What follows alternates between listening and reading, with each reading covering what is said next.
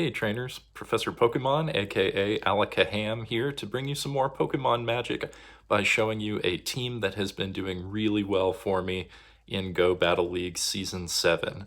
So I have been playing with Chesnaught on the lead with Mandibuzz and Lanturn in the back. You could see the moves that I've been using in the graphic that I just showed there. This has been a really excellent team. Now in this first match, this was unfortunate. I lost the lead, and so I decided to switch out to Mandibuzz immediately.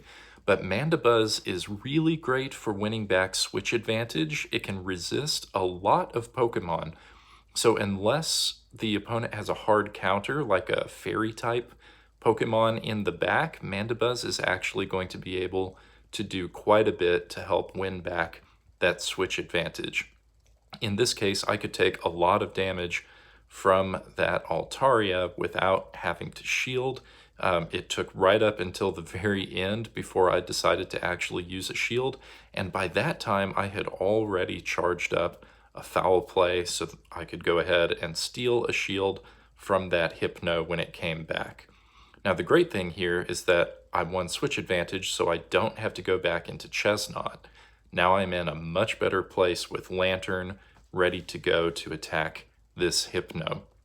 So we are doing mutual damage with Spark, and I'm just going to go ahead and go for Thunderbolt here to do as much damage as I can. Now the reason I shielded earlier is because I figured this Hypno might have something different than Thunder Punch that would do a little more damage, but they just kept going for Thunder Punch, so I figured that's fine.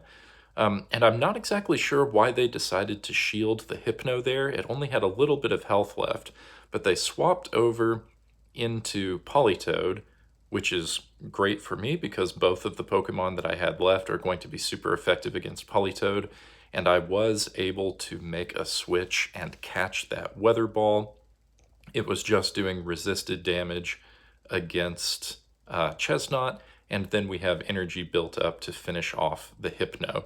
So it was a team effort to come back after that lost lead, but this team is really capable of getting switch advantage back if something goes wrong at the beginning.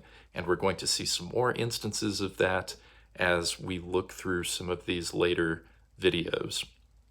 So same situation here. I'm going to have Chesnaught on the lead, and this time we come up against a Politoed. You love to see it. A water type is exactly what you want in the front, and then they switch into a bug type. Again, you love to see it. It's exactly what you want because we've got Mandibuzz ready to go. Mandibuzz can take anything that this Beedrill is going to throw at it. We don't have to shield a thing. I decided to overcharge a little bit, then go ahead and use one of those foul plays so that we could get the Beedrill really close to being knocked out, and then just air slashed it down. So here they bring out their hardest counter to dark types, which is going to be a fairy. I definitely do not want to throw Chesnaught against this Clefable. So fortunately, instead, we have Lanturn ready to go. As you can see, those Spark fast moves are really adding up. I decided to go ahead and shield this because I needed some health left on Lanturn in order to finish off the Clefable later. So we just come in with Chesnaught, throw the charge move. I was hoping that I could build up to a superpower here, but I could not. I decided to try and save the shield for the Lanturn, and we were able to narrowly Spark down. So that was another win that turned out really nicely for us. That was actually really close given the fact that we won the lead. But again, this team is capable of handling a lot of different situations. This time we have an interesting start. Chesnaught could be super effective against Pelipper, but Pelipper can also use super effective flying type moves against the Chesnaught. So I decided to switch out into the Lanturn, and Lanturn was able to land Hydro Pump against the Galarian Stunfisk. I went ahead and let it go. That's fine. We are able to farm down with Chesnaught and build up energy that we can use against whatever they decide to throw next. Even if it's the Pelipper, we're going to have to force them to use their shields there. So now we do have shield advantage. I can safely shield from the Pelipper this time and go ahead and build up to a superpower. Superpower isn't going to do super effective damage, but it is going to do quite a bit. It maybe would have even fainted out the Pelipper. Now, I'm not entirely sure what inspired the swap here. I think that they were hoping that they could go ahead and farm us down using their dark type move there, Snarl. But it happened too slowly, so that aggressive swap didn't really do anything for them. And then the Pokemon that I had left in the back is, of course, Mandibuzz. Mandibuzz, again, does not have to shield anything from this Umbreon. The worst thing that it can do to us is Last Resort, and you can see how little it is actually doing. They again decide to make an aggressive swap. They go back into the Pelipper.